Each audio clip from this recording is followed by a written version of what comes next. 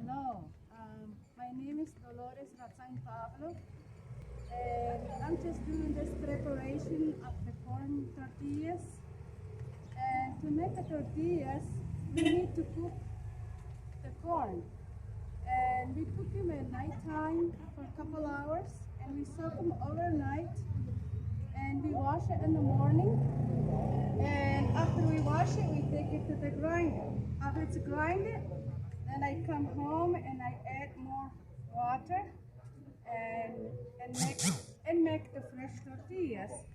Then you can watch how I make it. It looks easy. So we need to start it when we are 5 years old, when we're starting to learn. Then we grew up and it looks easy. And then if someone doesn't have any experience to make tortillas, then it breaks apart. And that's how I make it. And I make my fresh tortillas every day.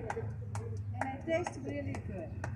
And you can watch it how I make corn tortillas. We have this hot pan, and it's easy to cook. And that's how I make it. And we have this clay pot to keep the tortilla warm.